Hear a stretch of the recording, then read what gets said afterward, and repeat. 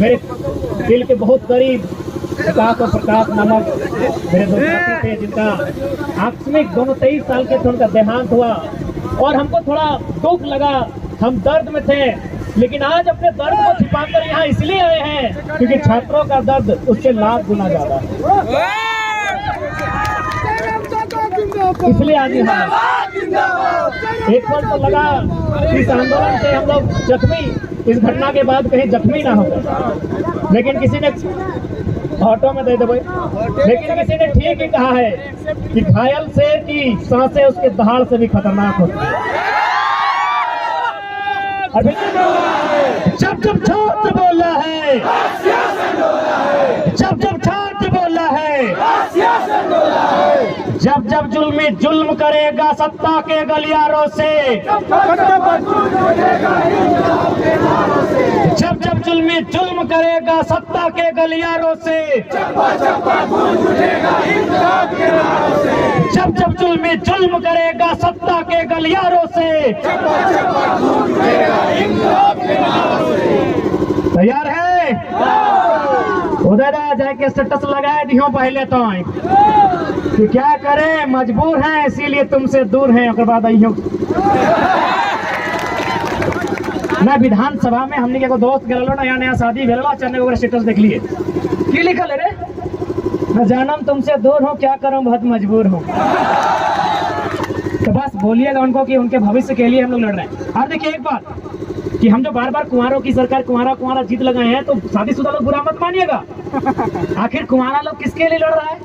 बीबी न बच्चा, आधा उम्र आधा कच्चा, किसके लिए लड़ रहे हैं? तो उन्हीं के लिए ना जिनका गोदी में बच्चा है, उसी भैया के लिए, उसी भाभी के लिए ना जिसके पालने में बच्चा है, उसी के भविष्य के लिए लड़ रहा है ना। तो इसलिए इस बात को दिमाग से उतारिए। एग्जाम की तैयारियां करते हैं जिन बच्चों का बाल पक गया हो, जिनकी आंखों की रोशनी चली गई हो और जिनका पेट बढ़ गया हो, आपको क्या समझ में आएगा सर? आप तो अक्षरा मैडम को नाचने बुला लेते हैं, क्या समझ में आएगा? अरे डांस ही करना था ना, डांस ही करना। सालों से आंदोलन कर रहे हैं, स्टूडेंट का दर्द को समझते हैं, कभी इनसे बात करते हैं तो ऑटोमेटिकली रो जाते हैं। क्यों नहीं रोए भाई? अब पब्लिकली थोड़ी रो सकते हैं, मर्द हैं भाई, पब्लिकली थोड़ी रो सकते हैं। वो तो हम लोग ना जानते हैं कि हमारे आंख से आंसू कब आता है। जांचना है तो आइए कभी 12 बजे रात को अंधेरी रातों में सुनसान गलियों में मिलिए हमसे, हम लोग भी रोते हैं भाई। इस राज की दिशा को देखकर, स्टूडेंट के सपनों को टूटता हुआ देखकर हम लोगों का भी आंसू बहता है। जांच के देख लीजिए हमारा वजन। थोड़ा सा उधर करके जयराम दा 1932 की खातियान आप लोग लड़ाई लड़ रहे थे। हेमंत सोरेन ने भी कैबिनेट से पास करके उसको राज्यपाल के पास भेजा था, लेकिन राज्यपाल ने उसे असंवैधानिक बताते हुए उसे वापस कर दिया है, क्या कहिएगा? देखिए, सबसे पहली बात, झारखंड भारत देश का अभागा राज्य है। यहाँ चारों तरफ से ब्यूरोक्रेसी आए या कंट्रोल पार्ट्स के लोग आए या फिर विधायिका के लोग आए, जो लोग इस राज्य में आते हैं उनका प्रमुख जो नज़र होता है कि इस राज्य में अन्य राज्यों का बसबसाव कैसे हो। इसलिए बसबसाव हो क्योंकि ये मिनरल्स है, प्लस यहाँ आदिवासी लोग, भोले भाले मूलवासी लोग, खेतीहर लोग हैं, ये बहुत सरल लोग हैं। इनकी ज़मीनें को लोग जो संपन्न लोग हैं, जो अन्य राज्यों के कॉमन ज़मीनें मानती है कि इनकी ज़मीनों को लेने में बहुत आसानी होगी। यानी अपनी घर गृहस्थी बसानी है, अपना महल खड़ा करना है, यहाँ से कुछ पैसा कमाना है, तो बहुत आसानी से कमाया जा सकता है। इसलिए कि मैं चूँकि आज पढ़े लिखे क्षेत्र में हूँ तो पढ़ा लिखा बात करता हूँ। पूरे भारत देश में कोयला को जो कोड़ा जाता है, जिसे हम लोग खनन कहते हैं, माइनिंग कहते हैं, उसके लिए शायद 8 सेक्टर हैं। BCCL, CCL, आपका ECL, MCL, NCL, WCL, ECL, इस प्रकार 8 यूनिट हैं। झारखंड में 3 यूनिट है। सेंट्रल कोल लिमिटेड, शॉर्ट में CCL, Bharat Coking Coal Limited, short में BCCL, Eastern Coal Limited, short में ECL। ये 3 कंपनियां झारखंड में कोयला कोड़ती है। लेकिन कैसे कोड़ती है? जबरन जमीन का अतिक्रमण करना। अगर 10 एकड़ मांगी है तो 15 एकड़ में कोड़ना। उसके बाद आप बेरमो क्षेत्र में चले जाइए, आप सिंदरी के क्षेत्र में चले जाइए, या फिर आप चंद्रपुरा के क्षेत्र में चले जाइए, जहां खनन का कार्य हो रहा है, जहां माइनिंग से कार्य हो रहा है। जमीन ली गई 1951 में, जमीन ली गई 1964 में, और आज भी वह पीड़ित परिवार विस्थापन का दर्द झेलते हुए नौकरी पाने के लिए कभी हाई कोर्ट तो कभी सुप्रीम कोर्ट का दरवाजा खटखटा रहा है। आज भी 51 की नौकरी की मैं बात कर रहा हूँ, 70 साल बाद भी। वहीं चले जाइए NCL, जैसे हमारे यहाँ CCL है, आपका मध्य प्रदेश के साइड में NCL है, जिसे हम लोग फुल फॉर्म कहेंगे नॉर्दर्न कोल लिमिटेड, जो मुख्यतः सिंगरौली के क्षेत्र में है।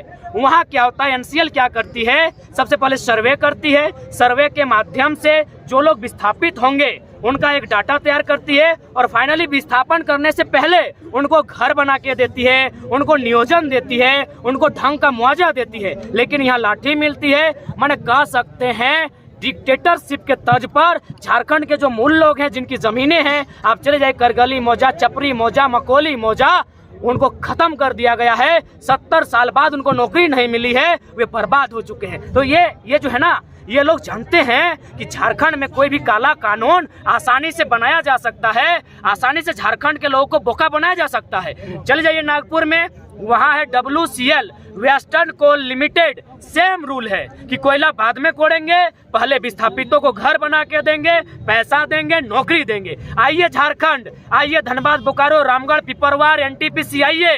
पहले लाठी, पहले गाली, पहले जेल, फिर बच गए, बर्दाश्त कर लिए तो नौकरी मिलेगी। अभी 3rd ग्रेड 4th ग्रेड की नौकरी मिलेगी, लात जूता मिलेगा, फ्री में मिलेगा।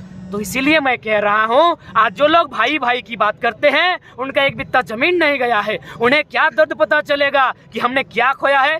तो साफ शब्दों में, चाहे नियोजन नीति रहे या डोमिसाइल नीति रहे, वे लोग बहुत चालू लोग हैं। चाहे राजभवन में बैठे लोग हैं या फिर ब्यूरोक्रेसी में बैठे लोग हैं, वो जानते हैं कि झारखंड के लोगों को आसानी से गुलाम बनाया जा सकता है। यहाँ नीति नियम का निर्धारण नहीं होने देना है। अगर नीति नियम का निर्धारण हो जाएगा, अगर CNT पूरी तरह प्रभावी रहेगी, तो फिर क्या होगा, यहाँ आसानी से लूट नहीं हो सकता है। और आसानी से लूट नहीं होगा तो ये झारखंड के IAS दिल्ली में 15 करोड़ का फ्लैट नहीं लेते, 1 रुपए में अपने बीबी के नाम में देवघर में रजिस्ट्री नहीं करते, मैडम पूजा सिंघल 25 करोड़ का अवैध पैसा नहीं जमा करती।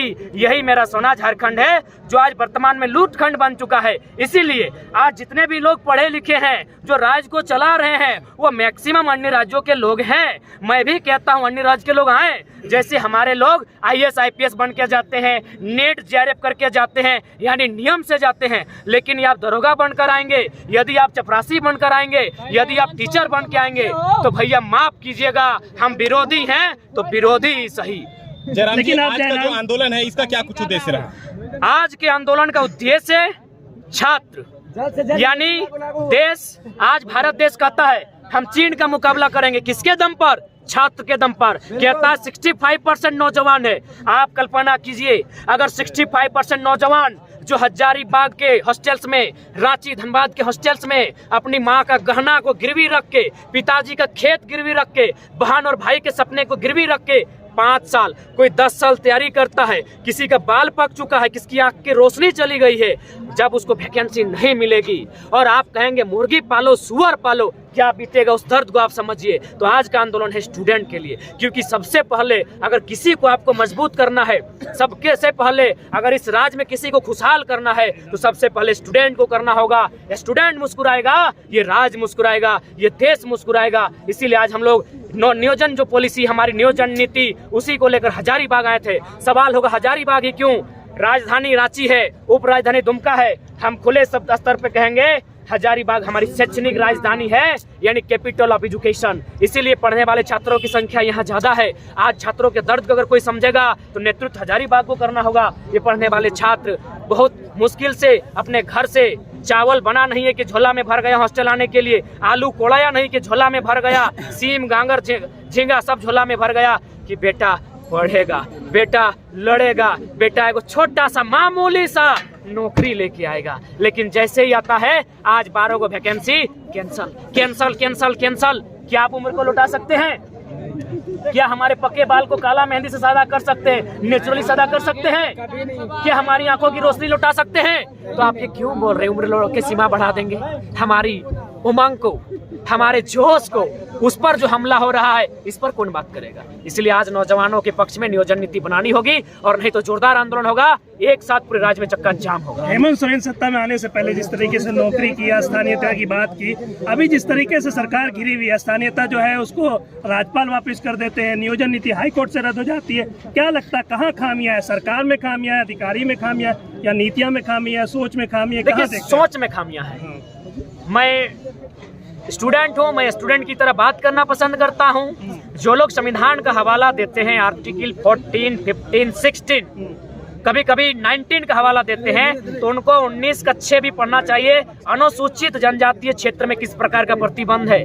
संविधान की अगर आप बात करते हैं तो आपको ये भी जानना होगा, भारतीय संविधान आर्टिकल 171 कहती है विधायक बनने के लिए कम से कम 60 होना चाहिए राज्य में, लेकिन 371 की कुछ धाराएं हैं जो सिक्किम और अरुणाचल प्रदेश को कहती है 30 विधायक से आप काम चला सकते हैं। इसी देश का संविधान अरुणाचल प्रदेश के लिए अलग कानून की बात कहता है, झारखंड बिहार के लिए अलग कानून की बात कहता है। यानी क्यों?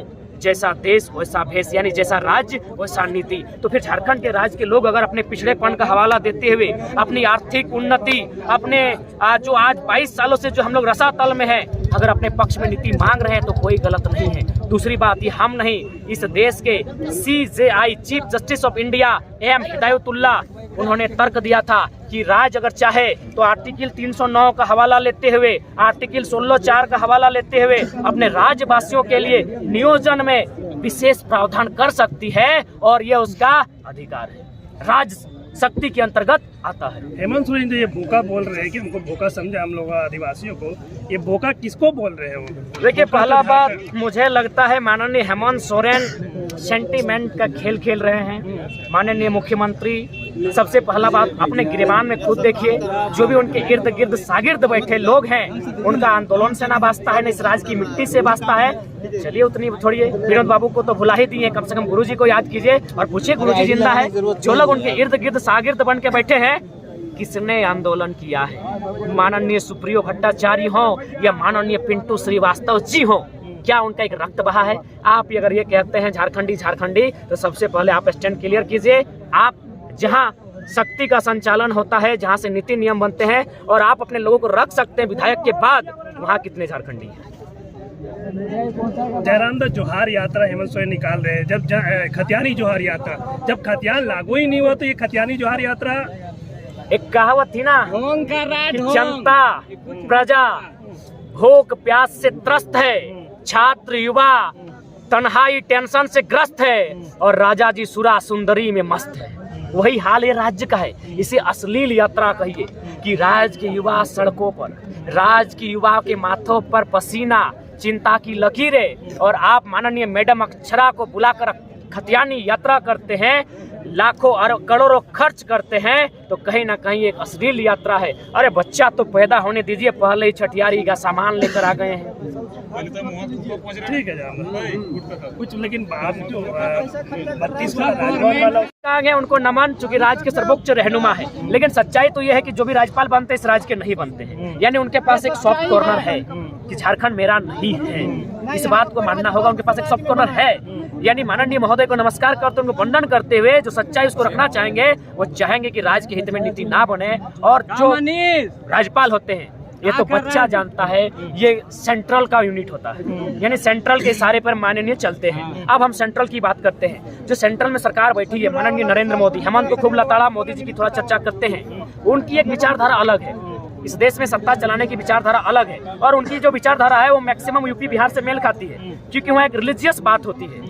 रिलीजन का हम सम्मान करते हैं, लेकिन पॉलिटिक्स में रिलीजियस का होना वो कहीं ना कहीं सूटेबल नहीं है। लेकिन झारखंड क्या है? एक कल्चरल आइडेंटिटी का स्टेट है, मांदर की थाप का स्टेट है। यहाँ कोई कम्युनिटी रहे, कोई जनजाति रहे, कोई जाति रहे, कोई समुदाय रहे, कोई धर्म रहे, ये मांदर की थाप में हिलता है, डुलता है। यानी एक ये कल्चरल स्टेट है, यानी जो बीजेपी की जो विचारधारा यहाँ फिट नहीं बैठती है, क्योंकि वो रिलीजियस स्टेट के तौर पर देखना चाहती है, और हमें कल्चरल स्टेट है, तो उनकी विचारधारा फिट कहाँ बैठती है? मैक्सिमम यूपी बिहार में। तब वो क्या करती है? यूपी बिहार के कोर वोटर्स को यहाँ स्थापित करना चाहती है। और ये हम नहीं कह रहे हैं, आप यहाँ के विधायक को लीजिए, हजारीबाग के विधायक को लीजिए, सांसद को लीजिए, चतरा के सांसद को लीजिए, आप धनबाद के सांसद को लीजिए, बोकारो के विधायक के लीजिए, धनबाद के विधायक को लीजिए।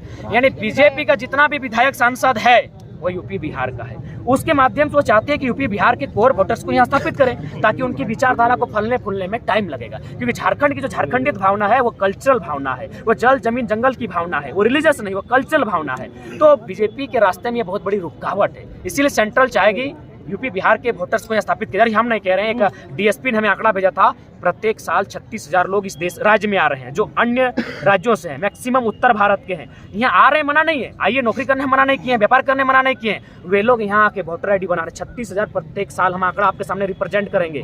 36,000 लोग प्रत्येक साल इस राज्य में आके बस बसाव कर रहे हैं, वोटर आईडी बना रहे हैं, राशन कार्ड बना रहे हैं, आधार कार्ड बना रहे हैं। अब 10 साल बाद 20 साल बाद कल्पना कीजिए कि किस प्रकार से ब्लास्टिंग होगा। अब तो अन्य देशों के भी लोग यहाँ काबिज हो रहे हैं, अन्य राज्यों के लोग काबिज हो रहे हैं, तो भाई क्या ब्लास्टिंग होगा और किस प्रकार यहाँ के लोग। चूंकि इसलिए अगर हम संपन्न होते हैं, अगर ये महाराष्ट्र होता तो हम गुजरात और कर्नाटक को स्वीकार कर लेते, आ जाओ, लेकिन हम झारखंड है, हम बिहार बंगाल जैसे तेज लोगों को स्वीकार नहीं कर पाएंगे, क्योंकि हम एजुकेशन में उनसे निम्नतर हैं, ये मानेंगे। क्योंकि बंगाल में कौन है? रविंद्रनाथ टैगोर, शायद पहले नोबेल विजेता भारत के ना, 1913 में प्रथम नोबेल विजेता जीतने वाला। तो हम कैसे मुकाबला करेंगे? बिहार चले जाए रामधारी सिंह दिनकर, उत्तर प्रदेश चले जाए मुंशी प्रेमचंद, हम कैसे उनका मुकाबला करेंगे? वे लोग एकेडमिक दृष्टिकोण से, एजुकेशनल दृष्टिकोण से हमसे स्ट्रांग हैं, तो हम मुकाबला कैसे करेंगे?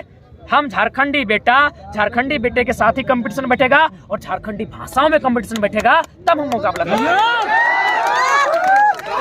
जयराम जी, आप जो बोल रहे हैं कि हम जो है 24 में युवाओं को आगे करेंगे, लेकिन जिस तरीके से केंद्र में दूसरी सरकार रहती है, राज्यपाल जो आप बोले कि यहाँ के नहीं होते हैं, दूसरे के होते हैं, तो आप जब आइएगा, आपके लोग सत्ता में आएंगे तो किस तरीके से स्थानीय नीति को लागे? अभी तो झारखंडी सरकार है, हेमंत सोरेन कहाँ के रहने वाले? झारखंड के रहने वाले। हम एक बात देना चाहेंगे, सबसे पहला बात, यदि लगता है असंवैधानिक, यदि राज्यपाल अथवा जो कॉन्स्टिट्यूशन के पार्ट है, उनको अगर इस बात से डर लगता है कि जो झारखंड राज्य की जो स्थानीय नीति बन के आ रही है यह यदि असंवैधानिक हो, तो आप एक टीम बनाइए। जिस प्रकार कभी कालेकार समिति बनी थी, जिस प्रकार कभी मंडल कमीशन के लिए एक समिति बनी थी, जिस प्रकार मेहता समिति बनी थी, एक समिति बनाइए और सर्च कीजिए कि जो लोग ये दावा कर रहे हैं कि हम झारखंड में रहते हैं लेकिन 32 के खतियान से हम लोग वंचित हो जाएंगे, तो सर्वे कीजिए कि क्या वे लोग झारखंड में ही रहते हैं या झारखंड के अलावा कहीं और रहते हैं। कहीं और रहते हैं तो खुले मंच पर भैया नमस्कार, नहीं होगा वो, क्योंकि भारत का संविधान एक ही राज्य में डोमिसाइल की बात करता है। यदि आप इस राज्य में ही रहते हैं तो हम चाहेंगे डोमिसाइल 1, डोमिसाइल 2 परिभाषित करें। 5%, 7% जो पॉपुलेशन है अन्य राज्य के लोगों का, जो यही के हो गए हैं, यहाँ की भाषा संस्कृति को अपना लिया है, उनका सर्वे करें, एक टीम गठन हो और उनको स्थानीयता 2 के नाम पर परिभाषित करें, ताकि संविधान का उल्लंघन ना हो और उनको ये ना लगे कि इस भूभाग के लिए हमारा कहीं कुछ नहीं है तो हमको यहाँ से भगा दिए जाएंगे। लेकिन हाँ, जो लोग एक त्योहार यहाँ बनाएंगे, एक त्योहार अपने राज्यों में, बड़े भाई की शादी यहाँ, छोटे भाई की शादी यहाँ, नमस्कार, ये नीति अब नहीं चलेगी। आप हमें विद्रोही को, आप हमें शैतान को, आप हमें नक्सली को स्वीकार है। आज अगर झारखंड परेशान है तो दोहरी नीति के कारण। यहाँ डबल वोटर आईडी है, यहाँ डबल डोमिसाइल है। उदाहरण देंगे, महोदा में हमारे एक साथी हैं, हमारे भाई के, चतरा में उनका भाई दरोगा बना है और बहन शायद जमुई में जाके दरोगा बनी है। बताइए, क्या झारखंड का कोई बहन, कोई भाई, कोई बेटा बेटी ऐसा कर सकता है? ऐसा लाभ ले सकता है? दोनों हाथ में लड्डू ले सकता है? नहीं ले सकता है। इसीलिए डबल पॉलिसी का हम लोग विरोध करते हैं, डबल वोटर कार्ड का विरोध करते हैं, डबल स्थानीयता का हम लोग विरोध करते हैं। आप किसी राज्य में कहीं के हैं, उसका एक टीम बने, संगठित एक टीम बनाया जाए और एक सर्वे हो। फिर एक सवाल और, अभी रामगढ़ चुनाव नजदीक है और 1000 छात्रों की नॉमिनेशन की बात हो रही है। आप रामगढ़ चुनाव में किसकी तरफ हैं? छात्रों के साथ हैं, 1000 छात्रों के साथ हैं। 1000 नहीं, 10,000 जितना संख्या में होगा छात्र नॉमिनेशन भरे और रांची नहीं, दिल्ली को हिला दे कि छात्र ने कोई दर्द झेल रहे हैं। ये संदेश दिल्ली तक जाना चाहिए। बिल्कुल 1000 छात्र भरे फॉर्म। उससे क्या होगा? सरकार, केंद्र भी हिल उठेगी, क्योंकि जो ईवीएम से चुनाव होता है उसमें 64 ही जगह होता है। 1000 होगा तो बैलेट पेपर में आना होगा, बवाले होगा ना, होने दीजिए, मजा आएगा। आप आजकल जो है स्कॉर्पियो पे चढ़ के पहले जो है नीतियों की बात करते थे, आजकल हिंसात्मक बात कर रहे हैं, लाठी डंडे की बात कर रहे हैं, चाकू हथियार तलवार की बात कर रहे हैं। कहीं ऐसा नहीं कि इससे युवा भटकेंगे? क्योंकि ये नए युवा है। हम सबसे पहले हमारा फेज देखिए भाषण का, सबसे पहले हम संविधान की जानकारी देते हैं। सबसे पहले हम इनसे आप कहते हैं कि आप लोग कलेक्टर बनिए, वीडियो बनिए, सीओ बनिए। जब कुछ नहीं होगा तो मरता क्या नहीं करता, जिंदा रह के क्या करेंगे? जिंदा रह के